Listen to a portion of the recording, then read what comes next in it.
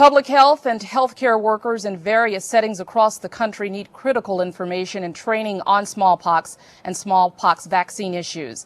Our goal for these broadcasts is to provide the information you need to implement a smallpox preparedness and response program.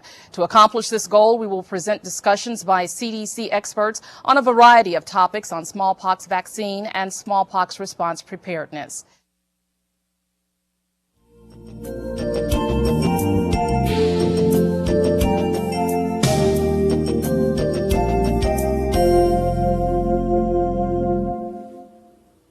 Welcome. Thank you for taking the time to participate in this broadcast. Over the next 2 days, CDC will provide information that we hope will assist you in preparing for the threat of a smallpox attack. Our goal is to present information of use to all the stakeholders involved in planning and implementing clinics for vaccinating smallpox response teams.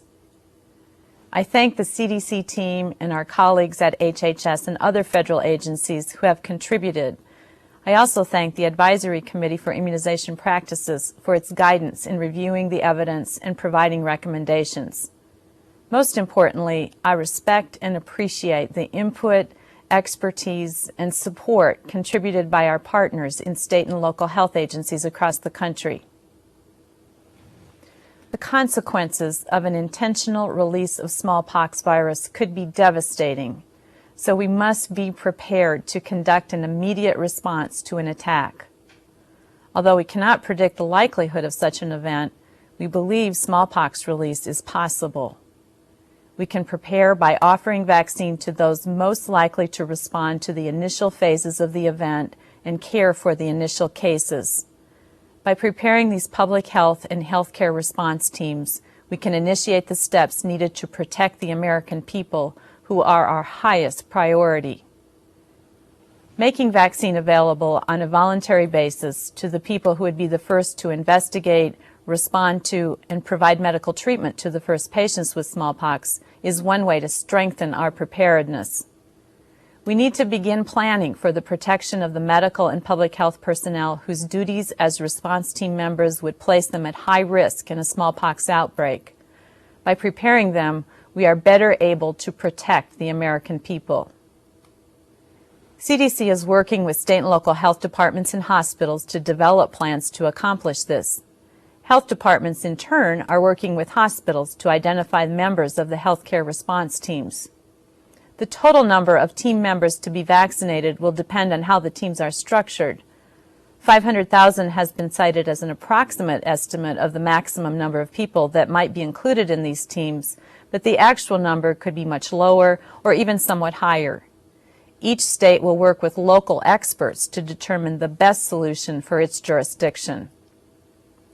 A key point to remember is that all smallpox vaccinations will be voluntary. No one will be required to receive this vaccine. Vaccine safety is a top priority. One of our goals will be to minimize the number of serious reactions. We've developed guidelines to identify those who should not receive vaccine. As you'll hear, these guidelines emphasize screening for conditions that increase the risk of an adverse reaction, measures to prevent spread to others, and monitoring for vaccine safety. We intend to do everything we can to minimize the risk of serious reactions, even though we know we cannot eliminate the risk. Preparedness is the ongoing process of increasing our capacity to detect, respond, remediate, and mitigate against acts of terror. In the past year, we've taken enormous strides in preparedness for a smallpox attack. Ensuring that smallpox response teams are ready to act will enhance our nation's ability to respond swiftly and effectively to a terrorism attack. CDC is developing many resource materials for health departments, clinicians, and other groups that have a stake in smallpox preparedness and treatment of smallpox cases. This broadcast is just one of those resources. The program includes a series of modules that target public health and clinical personnel. State and local public health personnel will need information to guide their planning for establishing public health and healthcare response teams and establishing systems for smallpox vaccination delivery, administration, and follow-up. In addition, detailed information will be provided for vaccine clinic personnel and clinicians who may evaluate and treat adverse events. We'll also provide information to hospital administrators and hospital-based clinicians to help with decisions about program participation and vaccine side effects. For frontline clinicians, information addressing evaluation of patients with rashes or suspected smallpox, screening of potential vaccinees who may seek advice, and management and referral of adverse reactions following vaccination will be included.